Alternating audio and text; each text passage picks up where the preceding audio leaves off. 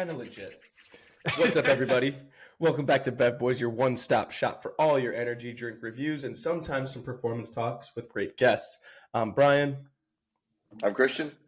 and today we have the absolute honor. Great friend of the show, old co-worker, one of the best guys in the entire world, Matt Law Jones. Give him a round of applause. That's right. Yay. Oh man, I appreciate the hype, boys. Thanks for having me, dude. I feel like I was there at the inception of this idea. So like to be on this and it's like legit, you guys have been rolling for a while. Like it's pretty cool. Yeah, you were in fact there for the inception. So you were there. You actually helped us also choose our logo because we came in with like 4 mock-ups and we brought them into the office and you were like, nah, do this one because it looks like an old like soda shop. Yes. That's right. Dude, I still have that shirt, dude. I be working out in it all the time. That's it. Yeah, dude. That boy's logo goes hard. Yes, sir. Hey, dude. you should be honored by that because I threw away everything when I moved from Utah to Florida. Like nothing was safe. Like we got rid of everything, and so that made the cut. Nice. Out of everything, the strongest survive. That's it. That's right. Well, I think we're actually going to review some energy drinks this week. I know last week we had a good conversation going and just forgot about half of what our whole freaking podcast is normally about. But we're getting back to it this week. So, Brian, you wanna start it off?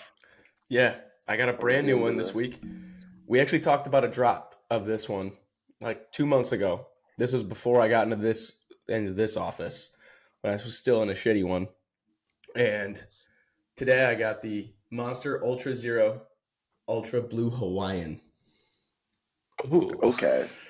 Looks incredible. Very like big Hawaii vibes on the can, but it's the Ultra Zero line, so it's still got that embezzled can. Looks sick. Price was about, $269, $289 a can, which you can't beat for a Monster.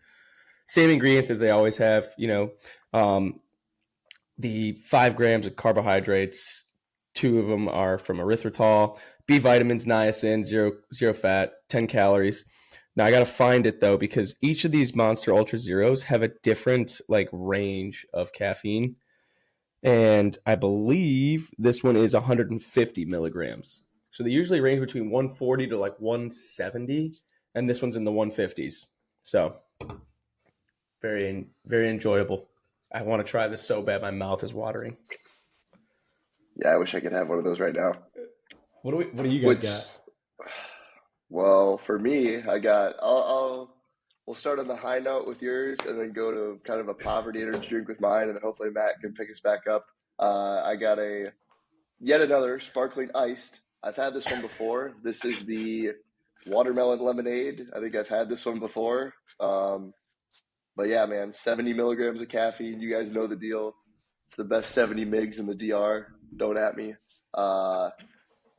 And yeah, that's really about it, to be honest with you. Like it is what it is. We got what we got here. So Matt? Dude, so I had to kick it back to Elon because we had a type, right? Like it was either C4 or Ghost, and like we were exclusive to that. So I feel like I had to be true to my roots, but with a little bit of a twist. So we're going C4, but Strawberry Blast. Never seen this before. I don't know if it's like a Florida thing or what, but hey, NSF, got to be NSF, safe for sport. That's right. No sugar, no artificial colors, 200 miggies of caffeine. I'll take that all day. 10 calories. How do they do it? We'll never know. But yeah, dude. C4. That Strawberry dude, Blast. Strawberry energy drinks smack. There's not a lot of them, but like that Monster Ultra Strawberry Dreams smacks. So the C4 usually does C4? good.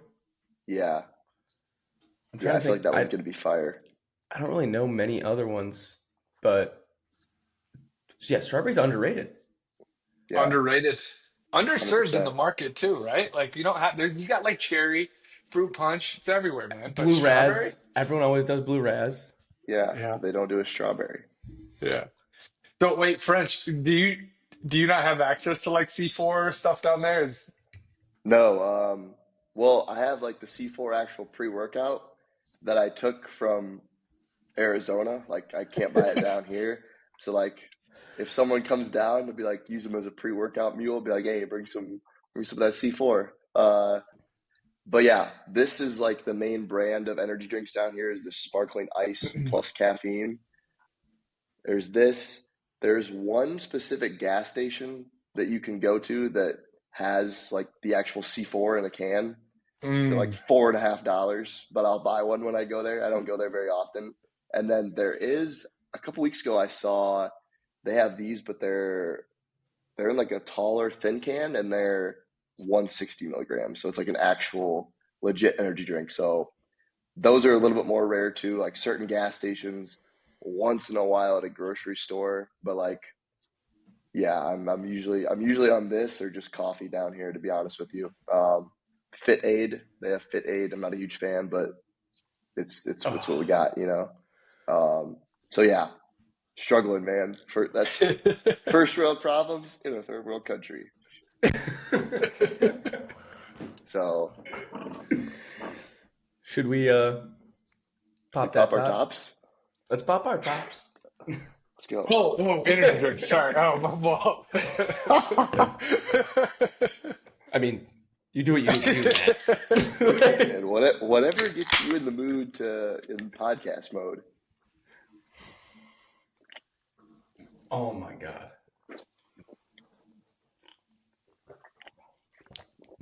I'm trying to act surprised, but I've had this like four times before. This is like a tropical punch. It's like blue raz mixed with like pineapple, and then there's like a very, very slight hint of coconut. Coconut. That's hard to It do well in an energy drink, in my opinion. What are you feeling about that? like I don't hate it. You know the coconut berry Red Bull. Yes, I do know that. I actually like that. Think of it like that. A little bit more mild on the coconut, a little bit more forward on like the other tropical fruits. Okay. It fucking bangs. Now, I will say this thing is neon blue on the inside of this can. There's definitely some Yep. artificial colors in here. Yep. I Get don't care that in your though. body. Now Monster's been on a roll. That guava one was that was a mainstay for me when it first came out for like a month. Oh, dude, I that one's did. so electric. Yeah, I had Actually, that shout one out to Matt myself. because Matt's the one that sent me the guava one. Dude, I remember that. I was at a gas station by my house in Salt Lake City, and it was like staring at me through the fridge, and I was just like, "Oh my god!" I need It's like it. people have to know about this. And I don't even think I bought it yet. I think I took a picture of it, sent it to you, and then I got it. Matt Good was thing it like was good. Matt was like a original, like you can't say enough, like OG fan supporter, original Bev Boy in the wild. This guy was helping us choose our logo, pushing us to do it, sending us drinks that we need to review. Wearing and he Yeah. hasn't thrown the T-shirt out yet. Yeah, I Yeah, For remember all you we dude. know, found he's an that. angel investor. Yeah, I remember he like found that deal. Like, what was that store back in It was at Publix. Elon? Publix. He's like, I found these for like $1. It was like a pineapple popsicle C4 or something like that. He's like, dude, I just found the deal of a lifetime. Sent it in our sports performance chat with our whole staff. That's a G right there. Then the day Dude, this Good guy looks. leaves, he just brings us a. Normally when you leave a job, right? You're not. You kind of get like a farewell gift, or we send you off. We take you to lunch. Yes. Matt leaves, and he leaves us a case of Ghost Energy in the fridge, and says, "For you guys."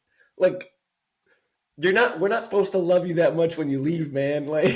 Yeah. dude, I had to climb the all-time Elon sports performance list somehow. So here, I'll bribe him. Yeah.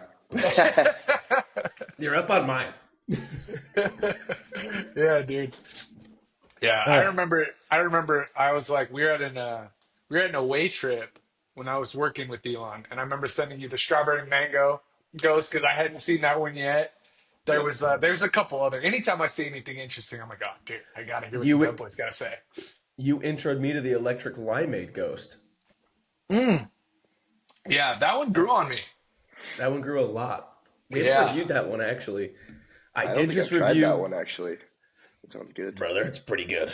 yeah. It's Yeah, it's like you drink it, and initially it's like first impressions. You're like, it's kind of average, but then as you go through it, you're like, This is hang coming on. up. This is coming together. Yeah, I yeah. just we just did the Sour Warheads Black Cherry one. That was I haven't had that. it's a near perfect 10, man. Although I did get feedback from Gabe that he didn't like it. Oh, Oof.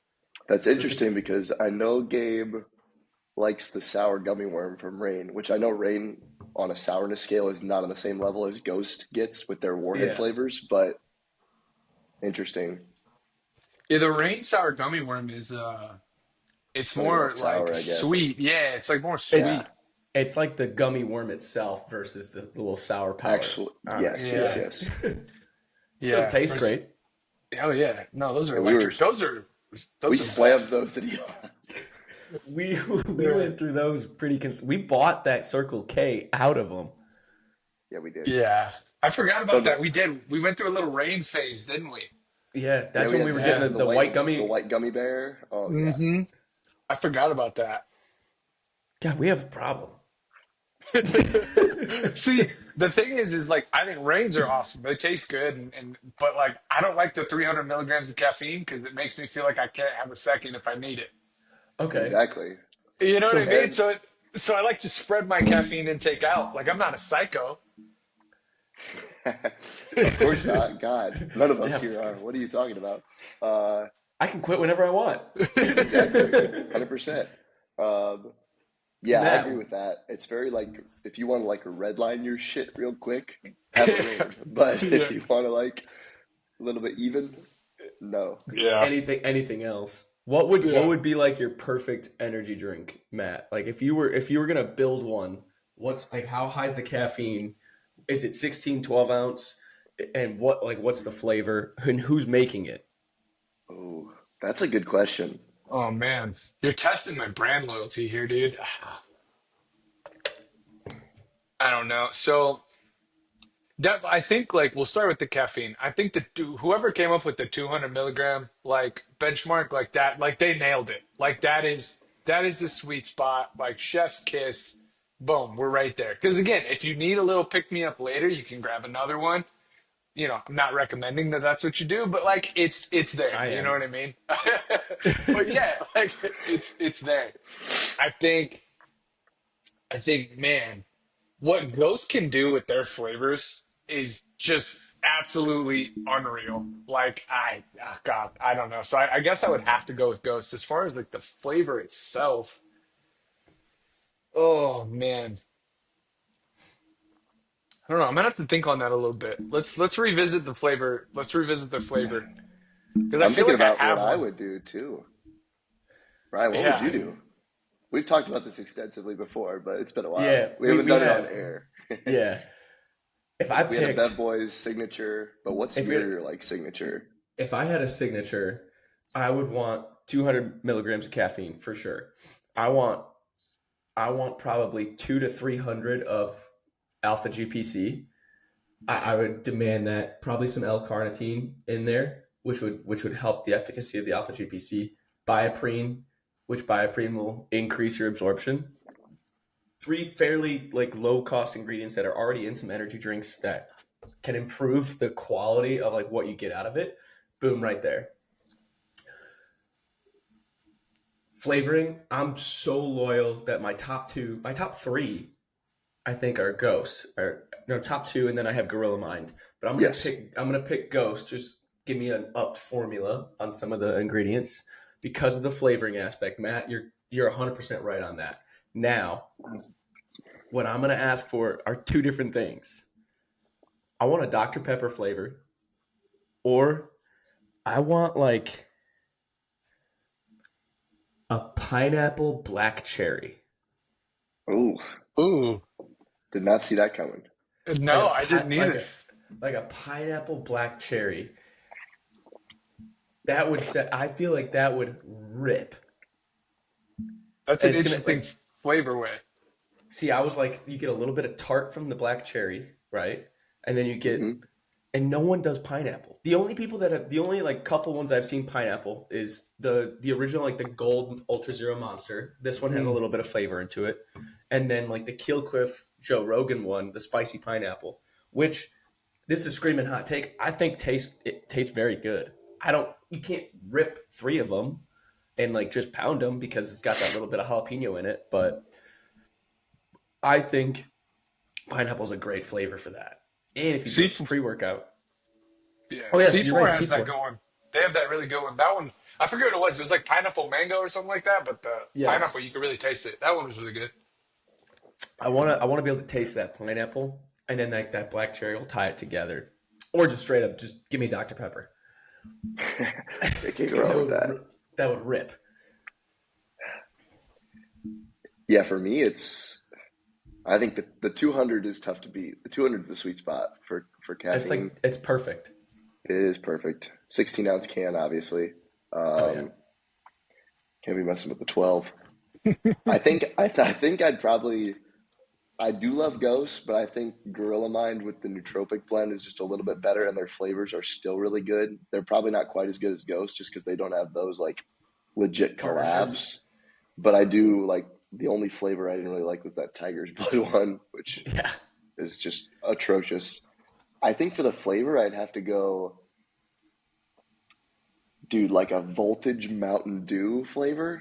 If they could do that, some of those like exotic Mountain Dew flavors, or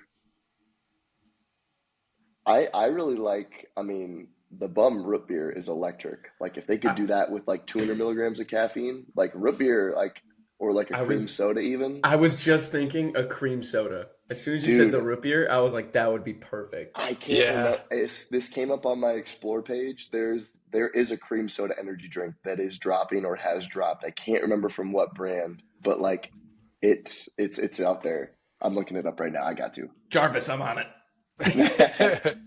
Yeah, dude, that would be good. Cream soda would be electric. Yeah, like a That would be. sarsaparilla, something like that. For I those of think you that first know, Just Work has a cream soda, and I think yes, just First Form, they're popping up. Just Work, you used to drink Just Work. You and Greg when you guys were interns.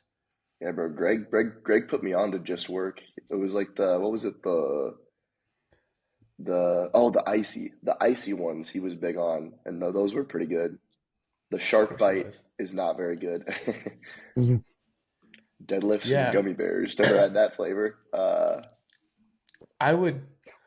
I gotta find this Just Work cream soda one. I will rip that. But There's yeah, a Bob Ross positive energy drink. Huh. what Just flavor is that? Is that the Yeah, flavor? what's a Is that yeah, the flavor? yeah. for the fans. Like, is that the actual flavor? Is just Bob Ross I positive? gotta bring this up. Damn, that's a little pricey. The 12 Damn. pack, $50, $3.99 a can in bulk. So what is that singular? Terrible.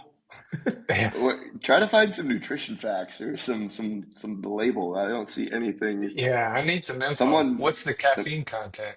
some guy definitely made this in his garage. If you weren't Are you positive before positive? drinking So this, these you will be are positively amped afterwards. This stuff works great and is not overbearing but smooth, like Bob himself. Makes a good mixer with vodka or anything like that. There's a person who doesn't drink the straight jolt out of the can is perfect. And come on, this is Bob freaking Ross here on the can. Is this a okay, real thing? Where's my Brian. nutrition label?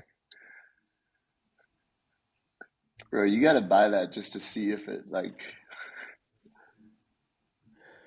So anyway, Who knows? betboys.com for all your hoodies. Please help us get some money to buy this. Yeah, that's Where's like the nutrition labels? busted. Package was fine. Oh Can't yeah, I ship it. remember this one. I remember when we were looking up energy drinks, we found this one. Oh yeah, we did. There's some wild. There's some There's no wild stuff out like there. there's no labels or anything. Important information. Open the can and enjoy the drink. Great. It's got like 500 milligrams of caffeine. Yeah, it's like got enough to like kill you. There's crack in it. Yeah, like it's like the old Jack 3D formula in a can with carbonation. Oh god, that would be nuts. It's a It says collectible keepsake. with medium caffeine content, whatever that means. Okay. Why would they make this? Back to our regular scheduled program. That's electric. Bob Ross my flavor. It just smells like happy accidents.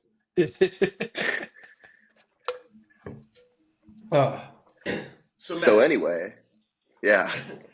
You know, we bring you on here to talk about energy drinks because obviously you're a Bev boy yourself. But I think we'd be remiss not to take advantage of the opportunity to talk about you as a strength coach, right? If you don't mind, give all three of our listeners just a quick review of like where you started to where you're at now. Like what was the journey like? Where give us that 5-minute elevator pitch. Yeah, dude, my career path is so like non-traditional, which I feel like there's a lot more of us out there like this, you know. I'll never forget, like in college, I knew I wanted to be a strength coach, like in the team setting, but I didn't really know how to get there. And I remember talking to my advisor, and he was like, "Oh yeah, you got to intern. You know, you got to like you're gonna have to volunteer in the team setting and do all this." And I was like, "That sounds a lot like working for free." Like, nah, I'm good. So, I just became a personal trainer, and I was doing like I remember I was like doing like boxing training for people. I was like holding focus mitts and like doing that, just like doing general fitness, and it was dope. Like, you know, I was teaching like group fitness classes, which like, you know, in hindsight really helped me learn how to coach, like learn how to command a room. Like I was getting reps, like, you know, in college and after college. And yeah, I did that for like a number of years, and I was down in South Orange County, which is a pretty affluent area. And you know, so I built a pretty good book of business, and I was like, I was doing all right.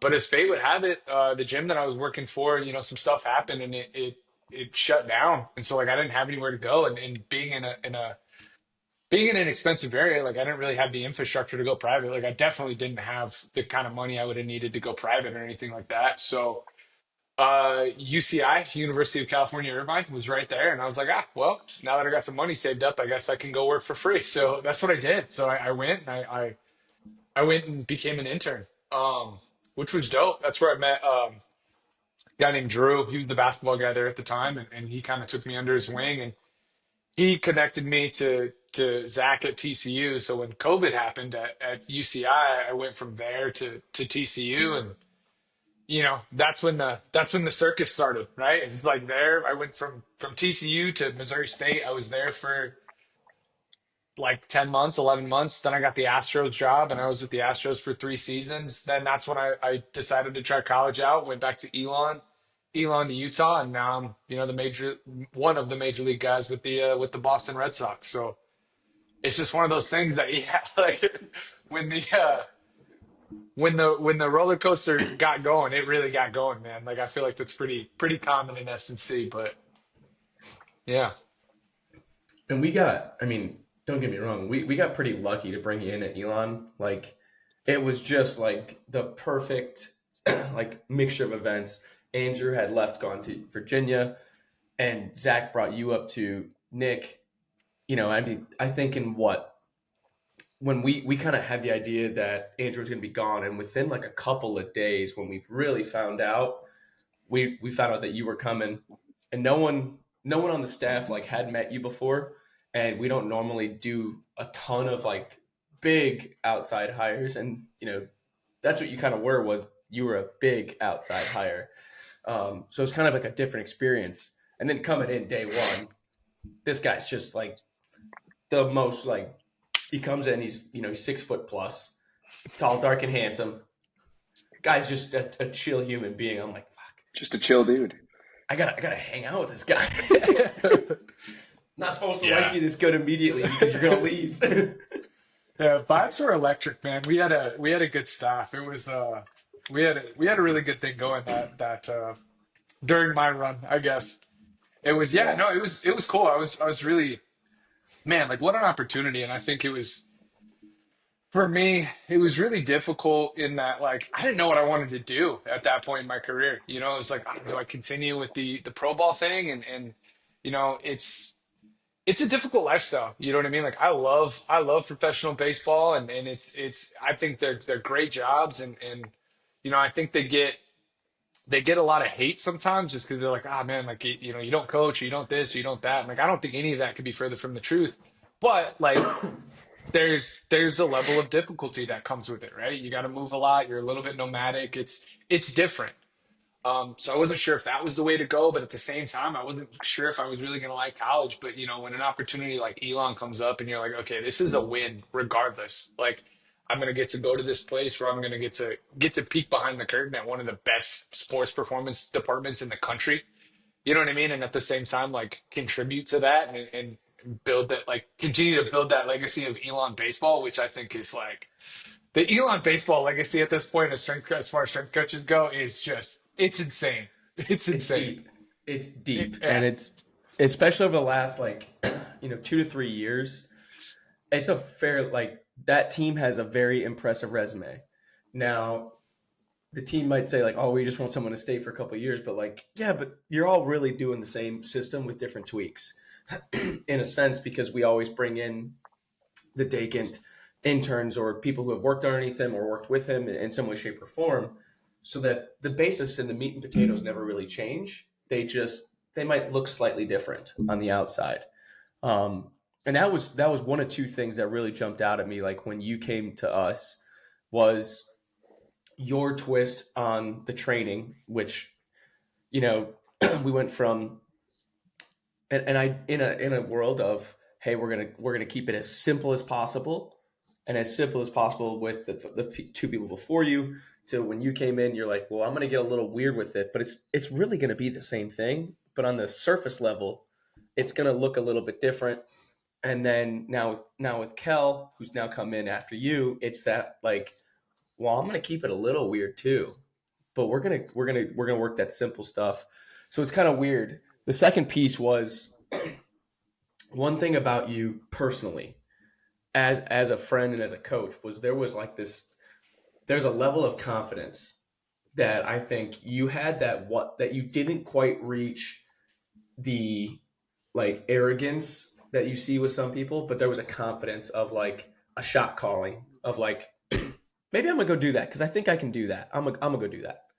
And that was a really comforting thing where there's a lot of self-doubt in the industry of people like, I don't know, this is probably not going to work out, this isn't going to go well, this or that. And you had that, just like, like the California cool, the chill guy kind of thing of like, hey, it might not work out, but I'm gonna go do it. Yeah. And that was really comforting to just have someone around that was like, hey man, it's not that serious, like we got to try stuff, let's go try stuff, whether that be a career move or just switching exercises out for something different. And it was fun to talk about ideas with you, because you have a really expansive like knowledge base, and a creative brain for a coach. And it was just like, what do you think about this? And we sat down, you mapped it out, you had your reasoning behind it based in science. A lot of, you're probably one of the smartest people I've ever met when talking with force plates and the data that comes out of there and what they implicate. But it was just like, hey, if it doesn't work, I'll swap that exercise out next time we do this, but I'm going to try this. I think it might be cool.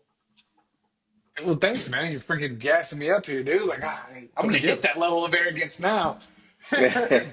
Brian said, like, no, but nah, thanks, man. I appreciate that for one, and I think French and I used to just sit in that office and just talk, and like, it was one of the, like, when he left, I missed that, right? Like, I missed that because like I would just sit there and do exactly what you said. I remember I would just turn my chair and I'd just be like, hey French, what do you think about this? Or like same thing. Like I would just like walk two doors down and just be like, Brian, hear me out, right? Like, you know what I mean? Or Gabe would be, typically in the other weight room, but he'd be over there for like an hour and a half a day, and then it was just like he'd come in and like that was the beauty of working at Elon, right? Or you just wander into Marco's office and you're just like, What do you Hear think? me out, right? Yeah, and I think like to your point about not being afraid to try things, I think it's like, eh, yeah, I think there's a lot of paralysis in terms of like I got to write the perfect program, and I'm French. I remember one of these conversations we had. It was just like I was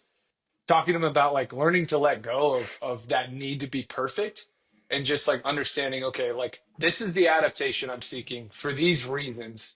Here's my reasoning behind it, and you know, can I say 100% that this is going to work? Well, no, but like given this understanding that I'm operating from, like I can operate with relative certainty that like this is at least going to push them in the direction that I want them to go.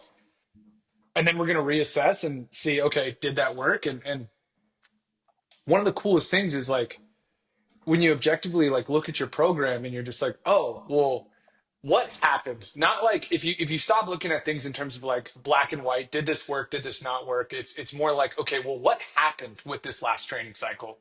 Because what you might find is that, well, it worked, just not necessarily in the way that you thought it was going to. And so it's like, well, you still have a new tool, right? You've got this new training block that you can apply in a different situation. So it's like you learn not to throw things out just because it didn't do what you wanted. Like, say you were trying to improve a guy's, like max strength or whatever, you needed like general outputs, but that you improved more relative strength, right? Or something like that to keep it simple. And it's just like, well, that's still a win. It just might not have been what you were looking for. Which I can see how in some people's minds it's like, well, it didn't do what you wanted to do, so like that's a fail. It's like, no, not necessarily. Like you still made forward progress. And I think there needs to be an understanding that like regardless, the human body is an incredibly like complex organism. Like we don't know how something is going to adapt, right? Like we can't say 100% just with the data that we have from coaches past, like we know, okay, more than likely this is what's going to happen if we apply this stimulus, but we don't know in what amounts, we don't know how quickly, we don't know what like other compensations might occur. We can't say with relative certainty. So at the end of the day, like we're all operating under our just best guesses. So when you think about it in that lens, you can relax a little bit and think like, okay, it doesn't have to be perfect, it just has to move us forward. Yeah, well said. I think if we wait for everything that we want to do in training to be like scientifically backed, we're always going to be 5, 10 years behind. And we got to accept that there's just a lot of shit that we don't know. And that's going to be the same. That's going to be the same in 20 years. Like we're going to know a lot more, but there's still going to be a lot of unknowns. And you got to kind of experiment for yourself. I think anecdotal evidence and like stuff like that is kind of underrated. Like if you run something with a team and see it had this effect, and then you do it again and it had a similar effect or a different effect. No, it's not like a very controlled clinical research setting, but I think that's underrated, and that's how you have to operate. Because if you are always waiting for the research, you're always going to be like you're just going to be waiting. Yeah, and in terms of control, how much control do we really have? Especially in the college Exactly. setting. Like there are so many variables outside of our control. Like think about like the college athlete and how many different like bodies are trying to pull that athlete's attention. You got academics, you have strength and conditioning, you have sports, you have extracurriculars like social stuff. Like you have a ton of stuff that's it's all competing for the same attention. And like at the end of the day, like at best, we get them for like an hour plus to apply this stimulus. But like there's so many other variables that are acting upon that athlete that are gonna cause different things to occur. And so it's just like when we think about control, like how much control do we really have? Barely got Not a lot. control of a 90-minute session because something's going to interfere with it in some way, shape, or form. Yeah, and like I think and I myself was this guy too, but like I think college sport coaches get a lot of heat for like, oh, they kept him late, they kept him here, they kept him there. And it's just like, dude, like I think we sometimes we also don't realize like how many hats they have to wear and like how many times they got kids late from stuff, how many times they got, and like they got a job to do too in preparing these kids to play the sport. And so it's like it's just this like chaotic situation where there's just a downstream of effects. And yeah, it's crazy. I found that out the hard way. Becoming a sport coach as well, and realizing like you get this is your care hours. Well, this kid's got class, they got to come late. This one wants to go work after. You also have now to recruit, so you're spending 3-4 hours a day doing that. It's this. I don't envy the average like head coach. I don't. That is probably the one job that sounds glorious and sounds great.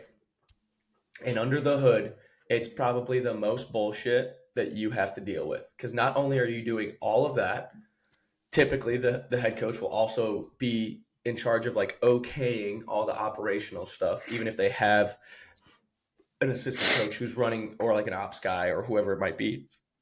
But on top of that, they're the ones that are setting the schedule, making sure everything's lining up and all this. And that I don't need that headache. I'm good. I'm good on that. Just tell me when I get them, and that's when I'll go.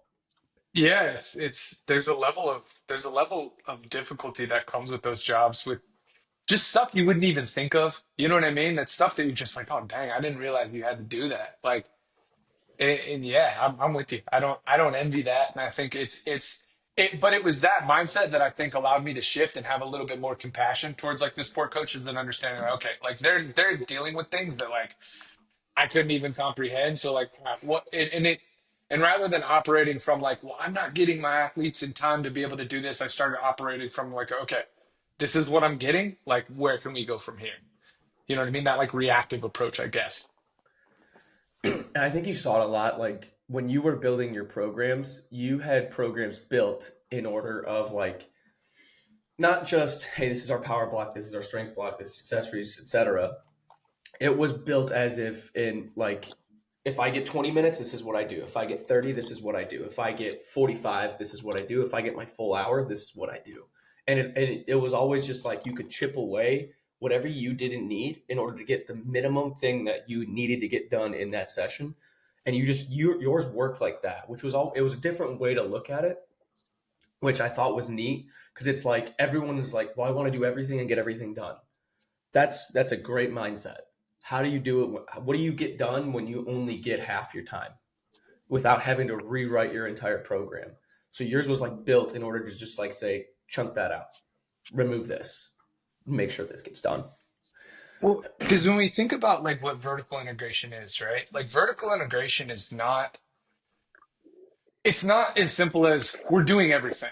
Like, yes, it is like, but it means that everything is in the program, but there are certain emphases, right? Like there's an emphasis on whatever quality that you're seeking. And so for me, like what I started to do was realizing, like, okay, like what's my priority? I'm like, I would shift that up. And like that has to get done. And so like you have to be okay with just like, yo, maybe this falls off a little bit. Or like not even necessarily falls off, but like, okay, say like, I wanted to make sure we're still hitting some capacity work with some long duration ISOs or something along those lines. But yeah, on our session where those are typically placed, I just don't have the time for them. And like, hey, I needed output from these guys. Like that's the priority. These are young developing athletes. Speaking specifically when I was at Elon, like these are young developing athletes. Like we need to develop output. Like that is the priority because that's going to move the needle for them the most. So, like those capacity, like long duration ISOs, even though I love them and I think they should be a part of every program, it just didn't fit on that day. But like, just because it doesn't fit on Monday doesn't mean I can't attack them on Wednesday. Doesn't mean I can't attack them on Friday. Doesn't you know what I mean? Like that's an easier thing to move, And so I think it's understanding that like you can have flexibility and as long as there's a way to measure and adhere to some progression, like it's not random, right? Like what we're not talking about here is just like, it's Tuesday. Let's do this, right? Like we're not talking about that. We're talking about like, okay, like here's the plan, here's the structure we're adhering to. Okay, now let's react based off of time of year, the schedule, all these other factors. Like, okay, where do these puzzle pieces go? Okay, this piece can go here, this piece can go here, this piece can go here. Um, and I think that like once you start looking at it in that manner, you realize how much more you can get done. I think it's like you don't get like handicapped by like, oh, I have to get everything done now. It becomes like, okay, well, we're going to get everything done, but just we're going to spread it out, or we're going to, move this here, or whatever, Yeah. Talk about we're basically talking about like constraints, especially at the college level. Talk about what the constraints are with your experience, specifically at the affiliate level of pro baseball. Because I feel like every place has constraints. They're probably just different. Time's the big one in college because you're dealing with the kids actually have to go to class. Professionals, they're not doing that. But especially like when you're on the road, Space. space, like you're traveling, you may have a visitor weight room in affiliate, maybe not. I know the major leagues are required to have like access to a visitor weight room. But what are some of the constraints in like the affiliate level of pro baseball that you run into when it comes to training, and how are they different from college, and how did you handle them? It's a good question. You touched on it in a previous episode. I remember listening to that, and I was like, man, like French gets it. You know what I mean? You guys are It's real listeners. dude. Yeah, Yes, sir. I'm telling you, dude. Like I've been listening. You guys are doing a We good have job. fans. This is one of our three. Yeah, Yes. dude. 30% right here, baby. Let's go. Yeah. So when you said talk to our three listeners, was I talking to myself? Yes. Yeah. But nah, man. I think so. I'll speak to like what minor league baseball is now. Because previously, dude, I couldn't even imagine some of the stories that I've heard about. Like, it was 3 on, 3 off. Like rotating off day. Like now, there's a pretty standard. Like, okay, you're going to play Tuesday through Sunday. Mondays are going to be off, depending on the league you play in. You might travel on Sunday. After the game, you might travel on Monday, the off day. Like some places would travel on like Tuesday. And so I think that itself is a scheduling constraint, right? Like when are we traveling? Because dude, if you got a game on Tuesday and you're also traveling Tuesday morning, well, there's already some sort of downstream effect on your athletes, right? So it's like, okay, what can I do now to get them ready to play? So that's gonna affect the way that you approach that specific day. Probably not the best idea to chase outputs. Like if you had a sprint day planned for Tuesday, probably bang that. Like let's do something else. Let's do something more extensive in nature, get some blood flow, get them on the field, whatever, whatever. So you have that constraint. Um, I was never one to be bothered by the whole training in hallways thing. Um, I think it's because I was never much of a meathead growing up, which is like, dude, you can't say that as a strength coach. But like for me, it was like I was the typical athlete that like, dude, I just want to ball. I don't want to do this weightlifting stuff. Like this hurts. It was only when I realized how important it was and that like not doing it was hurting me that I was like, okay, I need to look at this stuff. But so I think that in itself kind of pushed me more towards some alternative loading strategies. So I love like, the unilateral unsupported stuff. I love like all the ballistics and a lot of the stuff that like we did at Elon, right? Like, the resilience work, like all that kind of stuff. That's where my mind naturally went. So that's stuff that's easy to set up anywhere. But I think, for some coaches who are like maybe typical, like, SBD, like squat, bench, deadlift, like, yeah, it can be challenging because you don't have squat racks. You don't have benches. You know what I mean? Like, now they make trap bars that are, they got those like half open face trap bars that like, yeah, you could do some unilateral work there, but like those are expensive and not every org is going to ante up for those. So like, equipment is going to be a constraint.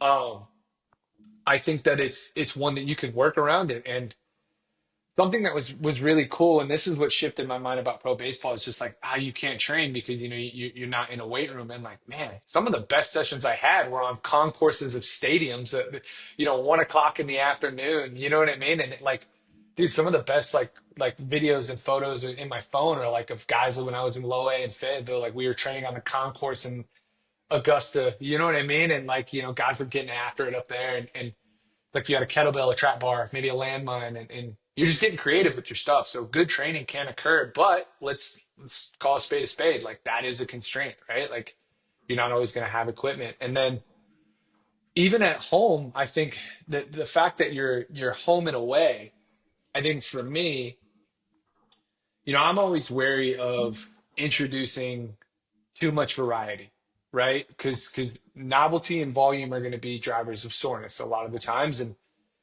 these guys have to perform. You know what I mean? Like their job is to perform, and so it's like it's really important. And so I think and especially from a buy-in perspective, right? Like if these guys they're going to be apprehensive if something you do makes them feel like they can't play, regardless of whether or not that's true, regardless of whether or not it's actually going to affect performance subjectively. The athlete's sitting there like, my legs don't feel good. I'm not going to be at my best tonight. Therefore, I'm not doing that. Like, so for me, I was always wary of just like, okay, well, at home, I have all this equipment that I can utilize, but on the road, I only have other things. So, like, are you going to flip flop exercises? What are you going to do? And so I think even that in itself is a constraint because on one hand, you're at home, so you're like, oh, like this is the week we're going to get after it. I'm going to front squat these guys heavier. We're going to do some heavy reverse lunges or whatever.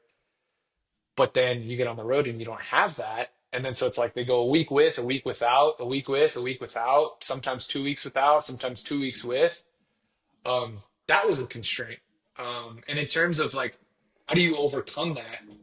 First step is just acceptance. Like this is what I have, right? Like this is what I have. And something that my boss, Nick Shed, says all the time is like we hold the line of performance. And I love that line. I think it's phenomenal because it's you're not just gonna go, I don't have a weight room, I can't train. Like whatever. You know what I mean? And it's okay, we're gonna find a way to get these guys better. And so it's again, I was fortunate because naturally my mind went towards a lot of those like exercises that you could do anywhere, single leg, unsupported, like pistol squats, where like all we need is a kettlebell, all we need is a dumbbell, all we need is some chains that we could travel with, you know, um, trap bar jumps, concentric jumps, CMJs, some contrast stuff, max, shoot, like everywhere you go, you're going to have a wall. Get them, max effort isometric, and overcoming isometric, have guys push into the wall, either laterally, linear, whatever. Um, there's lots of different ways that you can load guys and get a desired effect. And I think ultimately what it comes down to is what is the adaptation you're chasing? What equipment do you have? Reverse engineer and just marry those two, right? You know what I mean? Like if you need more pure outputs and you're on the road and you only have maybe two plates, you only have 225 that you can work with. Like, all right, cool. Like maybe we get some concentric ballistic jumps in, something like that, and then have guy like max effort ISO against the wall. Like there you go. There's your max effort output type stuff. So it's just don't the constraints are going to be there. Don't constrain yourself by saying I don't have this, I can't do it. Like no, like this is what I have. Now we go. Yeah, that's awesome. Well said. Well said. Another thing I wanted to touch on, staying on the same line, but kind of take it back a little bit, is talk about a little bit of your time as an athlete, because I feel like most strength coaches were athletes at some point, but yours is a little bit more unique. And like, it's not something like you talk about a whole lot. And then when like you really get to know, the man, the myth, the legend, Matt Law Jones, it's just like, oh shit, you did that? Like, that's crazy. That's sick. So if you will, just kind of talk about that and like, how did that, because I think we can all kind of agree, like you can take, like every coach ever says it, like you can take life lessons from sports, but I feel like your experience is probably a little bit more unique just because of the nature of the sport and like how, because I remember we had like a conversation about like, you basically were like, yeah, I feel like there's really not a whole lot you can't come back from, like setbacks wise, and like this is why I think that, and like just kind of go into that a little bit, if you will. Yeah, so you guys know I was a high level bowler. I was really good at bowling. Who do you think you are? I am. Yeah, I was gonna say who that. His name was Pete Weber. No, 2.0. I have the worst bowler known to man. No, so yeah, I was a mixed martial artist back in the day. I fought in a cage voluntarily for fun. I don't know. It isn't something I talk about a ton. One, it feels kind of lame. I don't know. Like I'm not a guy who's like attention seeking, and so it's like it feels like, oh hey, look what I did. And so like that's one of the reasons I don't bring it up a lot. It comes up, people find out, and obviously they want to know about it because it is unique. And I think for me, man, it was born out of a desire to continue being competitive, and I think it's kind of part of my S&C story in a sense, right? Like effectively trying to play sports in college and just being told that like, hey man, you're not good enough. And it's not because you don't have the skills, because like I was always very coordinated. I always had like, I always had that part down, but they're just like, dude, like physically you're just not there. And it's because I didn't work out. I didn't do the S&C stuff. And so then like when I was effectively told no, that like I, couldn't play, I was like, all right, whatever. Like I'm just gonna start lifting weights. Um, and I was just doing like bodybuilding.com stuff, you know what I mean? Like the 3x10, chest day, I was just throwing out. And that's where like I started to really fall in love with lifting weights, just trying to be like more jacked. But like as a side effect, like all of a sudden that physicality came out, right? And I was just like, oh dude, like I could dunk now. Like, oh dude, like I could, like I'm fast. Like I was always like, I wasn't the fastest kid growing up. And it's like, oh dude, like I got some wheels now. It's like, hold on, like there's something here. And then for some reason in my brain, rather than saying like, oh, why don't I go like try to go play at a JUCO? Why don't I go like try to do something else? I was just like, let's go fight in a cage. So like however that connection got made in my brain, like I don't know. But yeah, it's just like that was, some of the best experiences of my life. And that like I think it you gain a lot of perspective, from that, obviously. And I think it's learning how to balance, the training and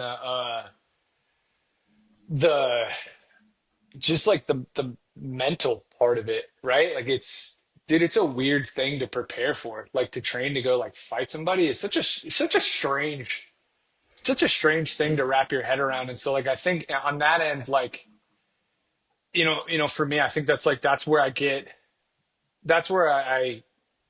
kind of build rapport with athletes. It's like, when they talk about like performance and all this kind of stuff, it's I can relate to them on that end because like not only was I doing the things that they had to do, right, in terms of like training and preparing, but like at the end of it, like I had to fight somebody like physically. So it like there's just this I don't know, man, level of perspective that comes from that.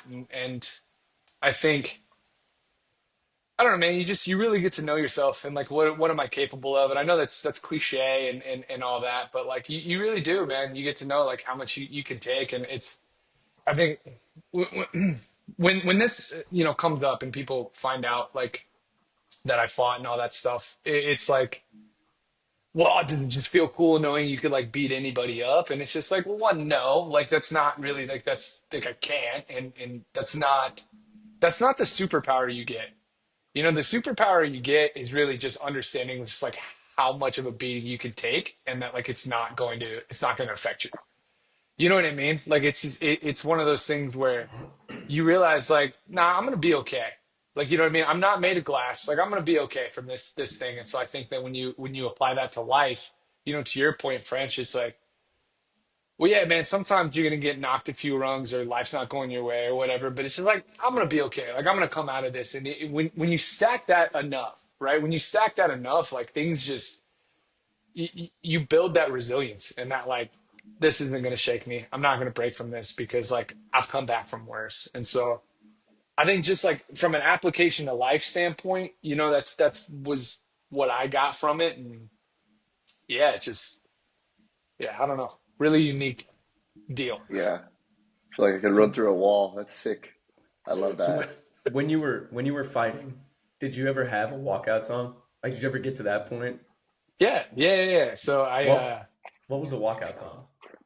it was Hero by Nas. Oh, Yes, I love That would go Nas, dude. so hard. Yeah, I love Nas. yeah, dude. Yeah, it was. I fought one time. It's called something else now, but it was called Club Nokia at the time, and it was right across the street from the what was the Staples Center. I guess now like Crypto.com or whatever.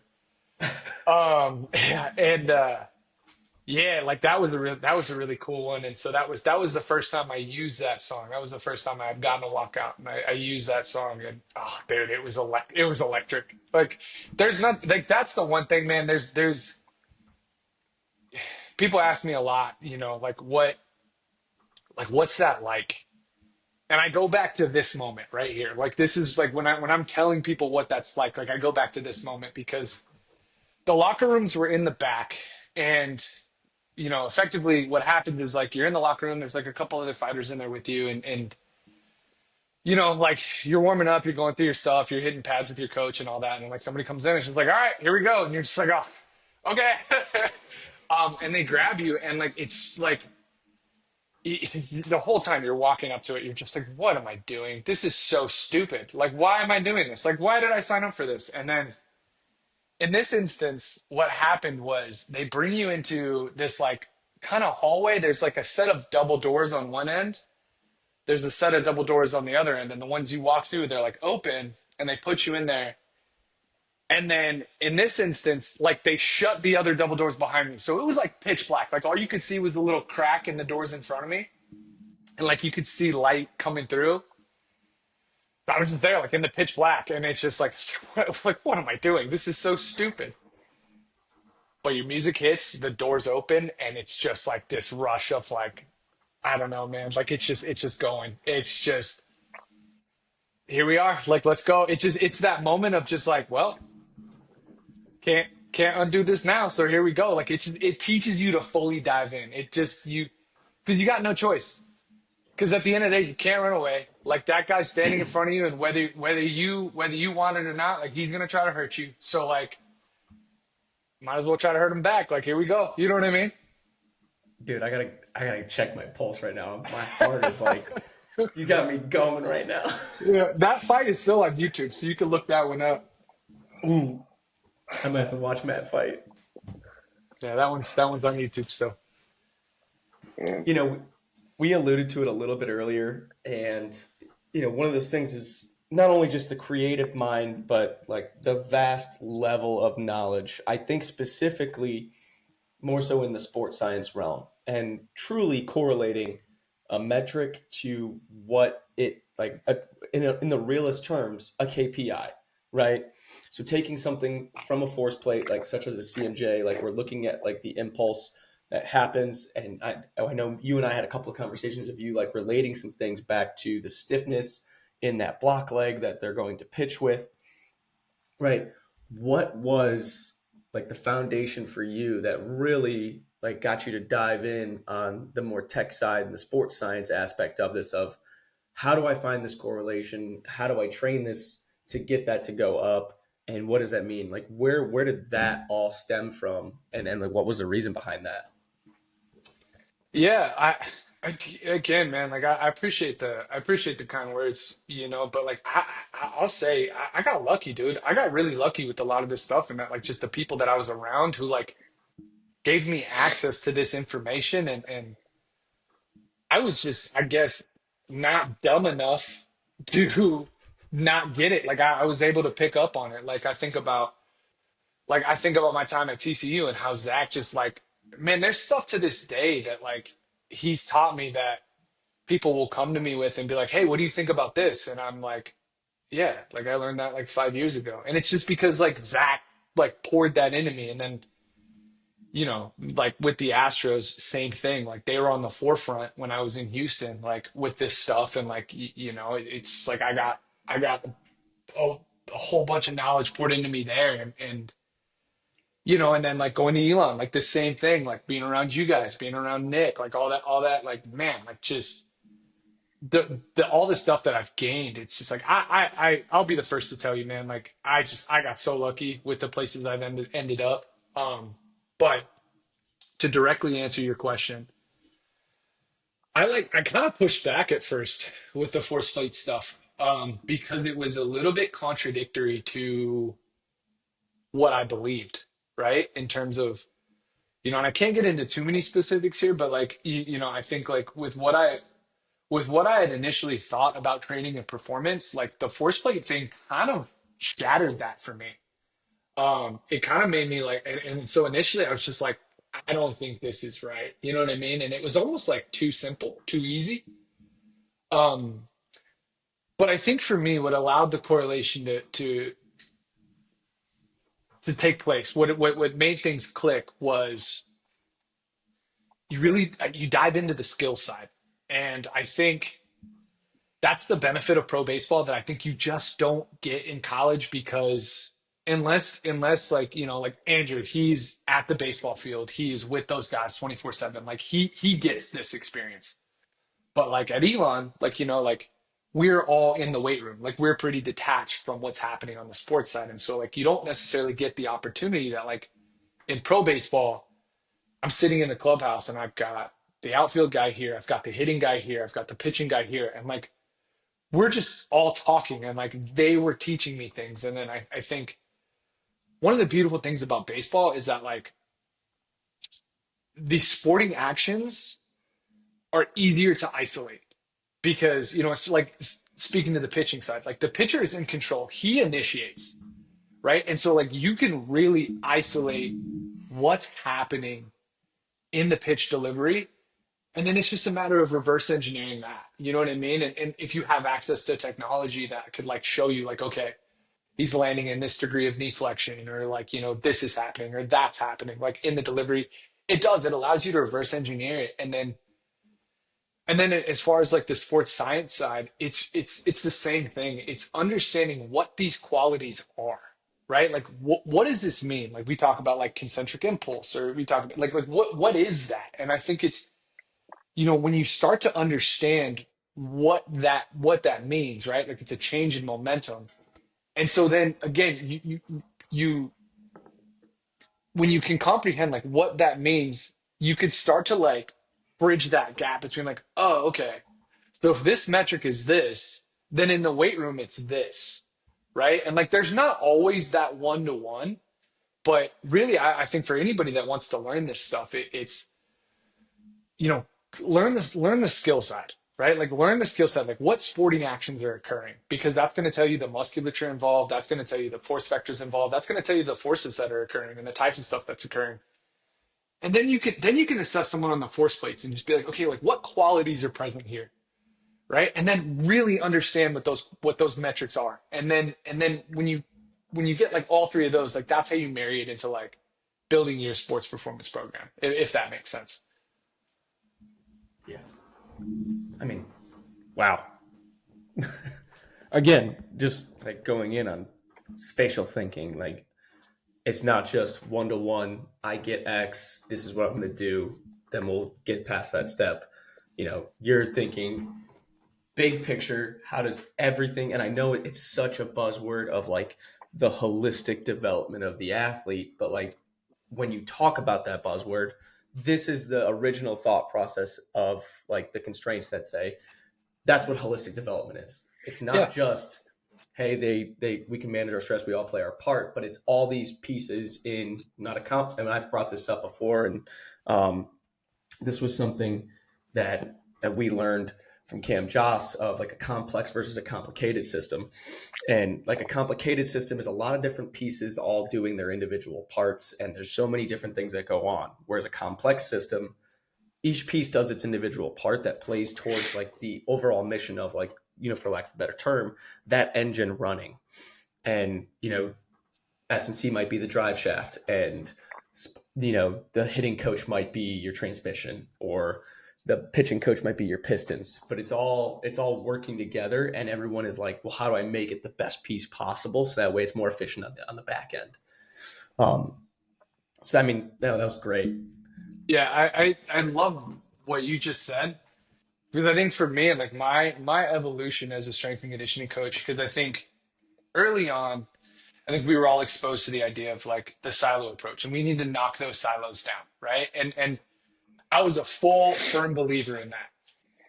But to what you just said about a complicated system versus a complex system, like I think some of the issues with knocking down silos is that you have hitting coaches trying to do a strength coach's job. You have strength coaches trying to do the pitching coach's job. You have like, you know what I mean? And it's all well intentioned, right? It's all well intentioned. I'm not knocking anybody, but I think it's it's not that, because that's how complexity is.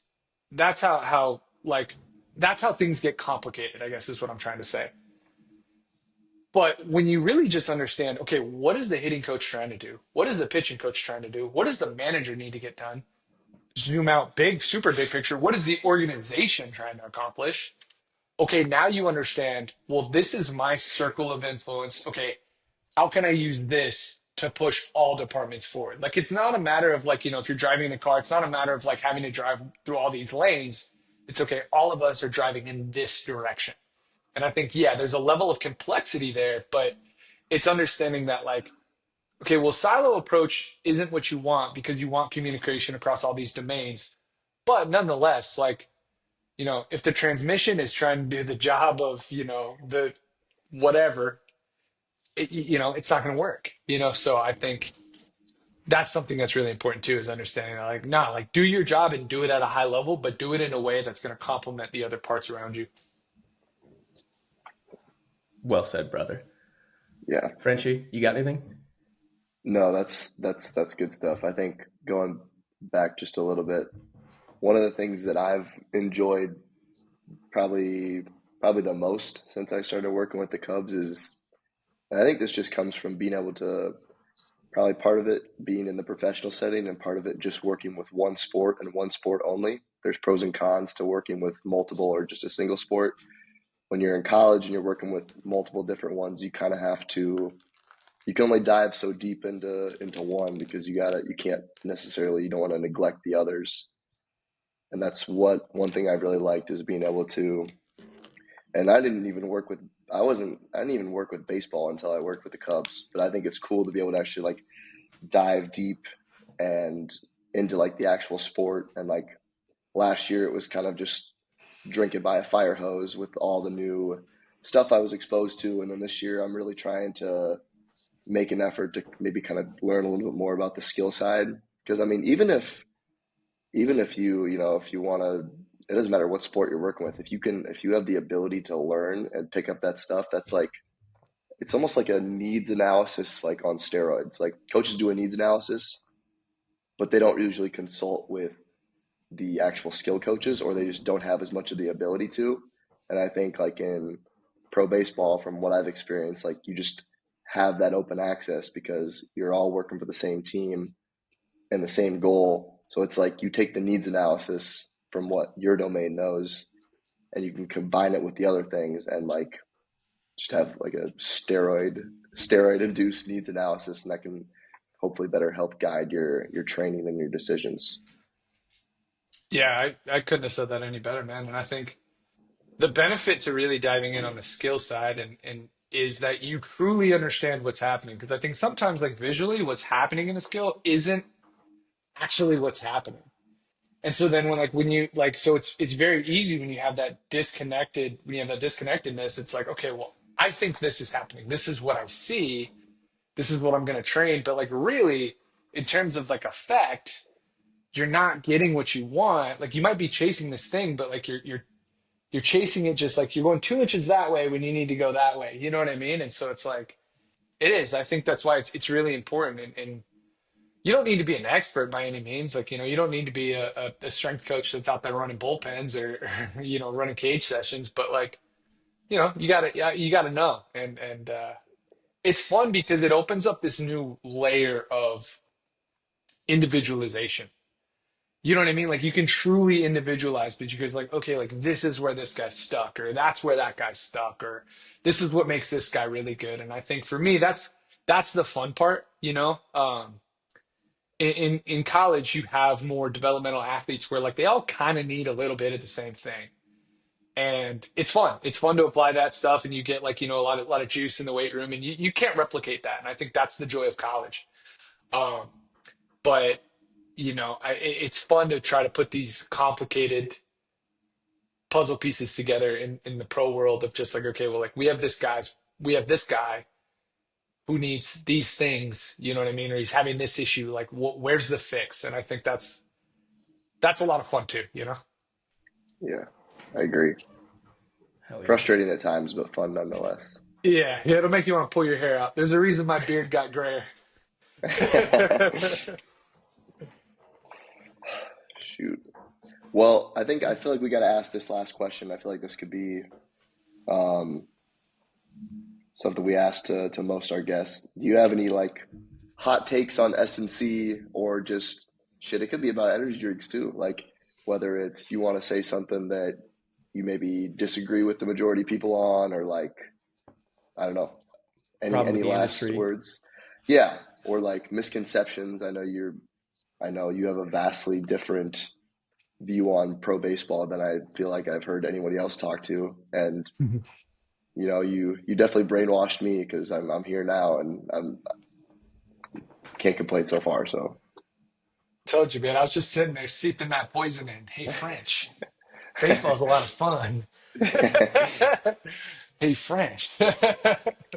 every day. uh, yeah, dude. I don't know. I think like, yeah, I think for me, it's the most important qualities to train are the ones that are going to help your athletes be successful.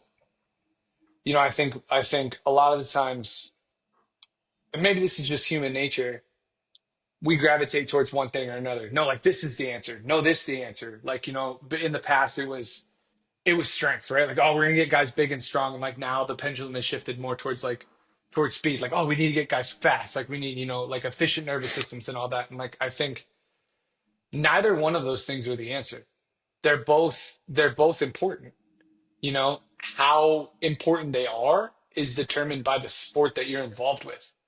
Like Brian, you're a track guy. Like, you know what I mean? Like, yeah, speed's obviously important. That is the determinant in your athlete's success. So like that's where your focus needs to be. You know what I mean? I think, and then like for a thrower, you know what I mean? It's the opposite end of the spectrum. That dude needs to be strong and powerful, or that dude or that woman or whatever, like needs to be strong and powerful to be able to propel that object really far. And the puzzle is understanding how these qualities, how these pieces can complement each other. It's not a matter of just like, oh, we need to do this because this is gonna make the best athlete. Well, yeah, maybe make the best general athlete, but like, what sport do they play? Don't we want to make them the best at that? So I think that's my, I don't even know if that's a hot take, but like that's kind of my take, is that like there is no one size fits all approach. It's the approach is we need to put our critical thinking hats on and find the actual determinants of success, and not think that it's in one specific quality. Sure, certain qualities might be KPIs in one direction or another, but I think to do our jobs most effectively, like we can't let our biases sway us. We've got to be able to truly look at the game and what's happening on the field and try to find the answers. You know what I mean? And like, yeah, in some cases, general training is going to be the right answer. Like this kid's 160 pounds. We just need to get him big and strong. Well, in the pros, like what if we got a 240-pound guy who's already big and strong, but he doesn't have the results we're looking for? Can't go back to that well. You know what I mean? What am I going to do? Get him to 280? Maybe, right? Like maybe that's the answer. I'm not saying it's not, but like, you know what I mean? I think it's like you know, there's not a one size fits all approach.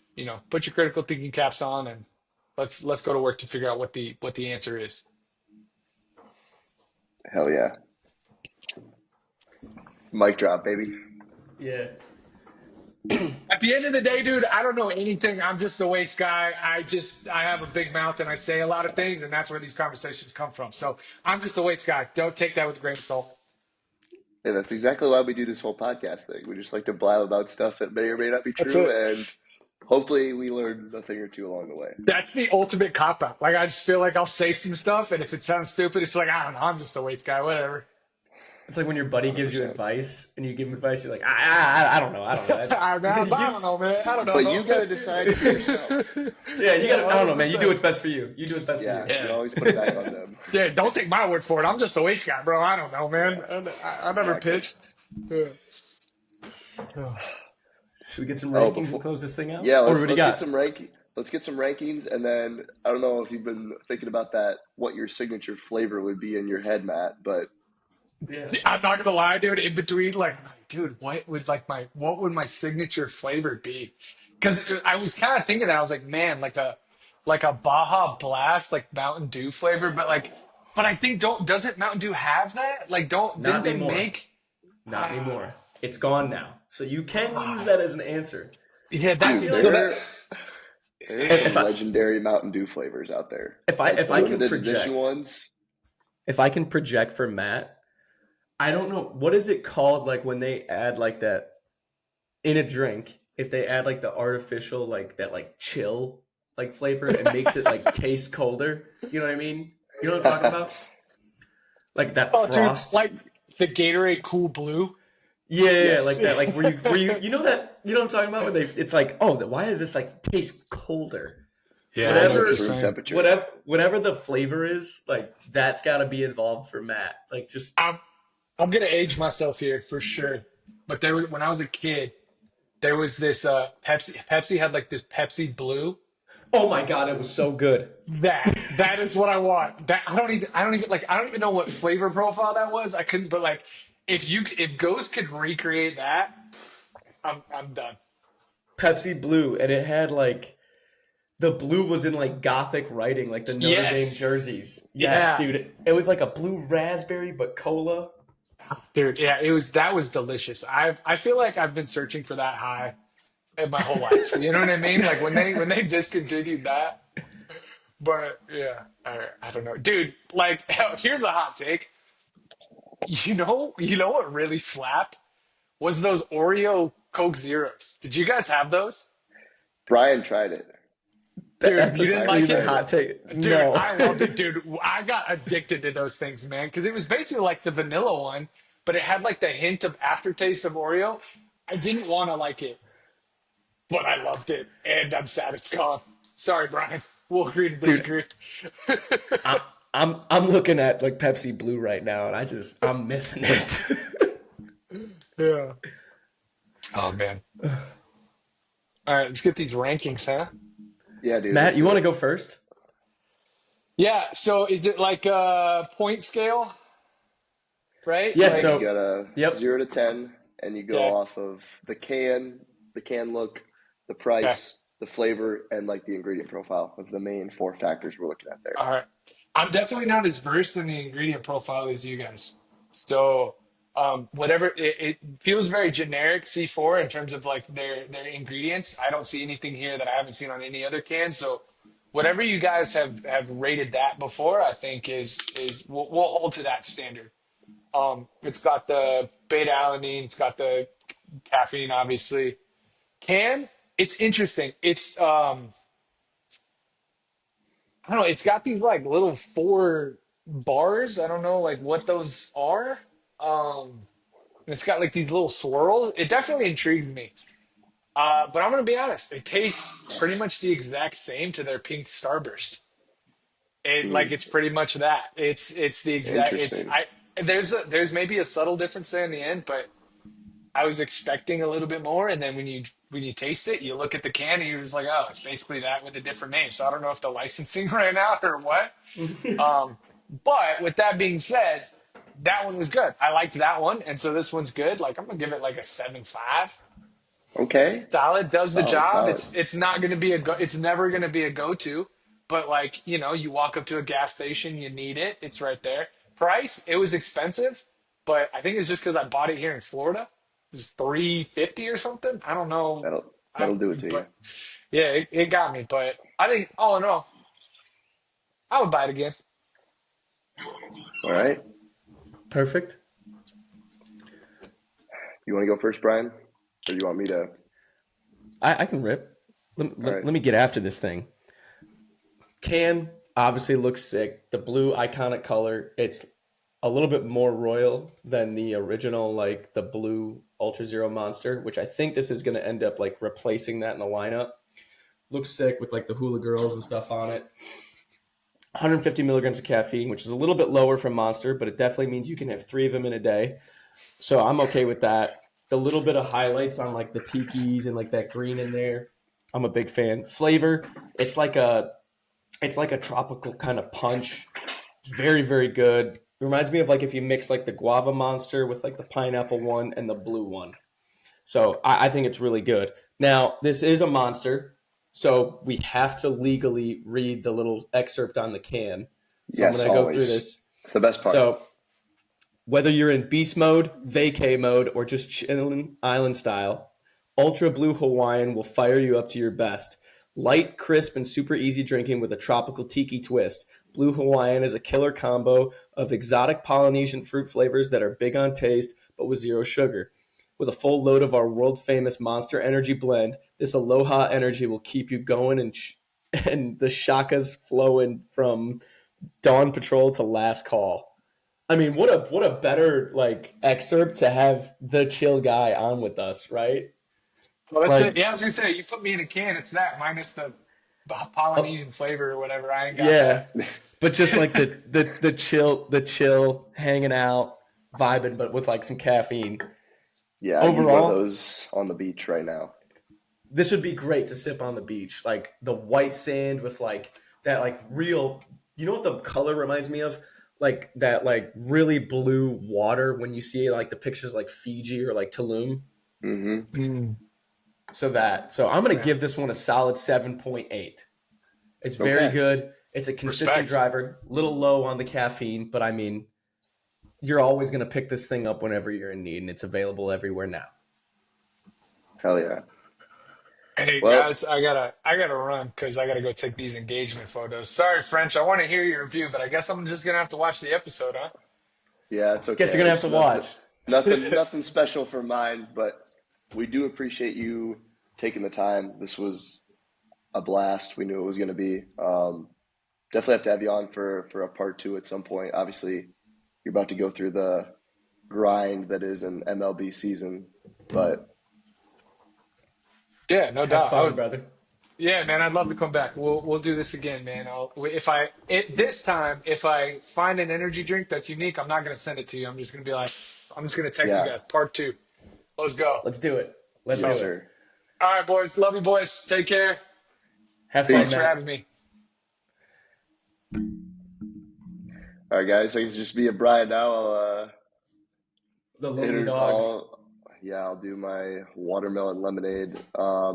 Sorry to disappoint on the last one, but the can, as you guys know, the can is just not. It's mediocre. It's nothing special. The price, I think this was about a little over 100 pesos, 108. It's 59 pesos for a dollar, or I think 60. So under $2, which it should be for the This. caffeine content. But remember that these things are like, I mean, down here, it's not like a common commodity. So they're probably going to be a little bit more expensive than you would expect. The flavor, I get a lot of I feel like I get way more lemonade than watermelon. It's like a lot of lemonade and then watermelon at the end. I definitely like the citrus twist one of this one is pretty good. It's like a Sprite, and then the cherry vanilla, and then everything else just kind of is mediocre, to be honest with you. So honestly, like if I'm in the States, I'm probably giving this like a 4. Like I'm not picking it up. Like the only thing that makes it better than like a gridlock is that the flavor isn't completely atrocious. But even down here, I say it's like a 6. Like there's a couple other ones that like the flavor is good, or like I found some with like a little bit more caffeine. Those are going to be higher on my list down here. But yeah, that's what we got for the sparkling ice watermelon lemonade. So I guess we Perfect. will. Yeah, hope you guys enjoyed that episode with Matt. I know we did. Definitely be looking out. We're kind of rolling with these guest episodes, so hopefully we can keep that going. But yeah, guys, bevboys.com if you want to pick up a t-shirt or a hoodie. Make sure to follow us on Instagram at bevboys.tv. We'll be posting reels from the highlights of these episodes as well as teasers for future episodes. And with that account is usually collaborated with our personal accounts. So I'm French_fit40 on Instagram, and Brian is B Shakuski, BSZUTKOWSKI. Definitely follow both of us and Matt. Matt on Instagram is Matt Law Jones, all one word. I know he ran out and he had to take some engagement photos. He's an adult between the three of us, so he's got to take care of business. But if you want to learn more, Matt's a great guy. Obviously, you guys can tell we have a lot of respect for him, both as a professional and as an individual and a friend. Could not be more lucky to have someone like that in our lives to be able to learn from. Best Definitely office going mate ever. Guy's incredible. Episode was fantastic. We absolutely loved it. Definitely, you guys can find this if you're listening on Spotify. We have full video available on Spotify. Check us out on YouTube. You can always like and subscribe to us on there. Follow us on Spotify or Apple Podcasts. This has been great. It's a great episode. I'm ecstatic for our next guest too. So, Oh yeah, guys. stay tuned for more. Thanks for watching. Peace.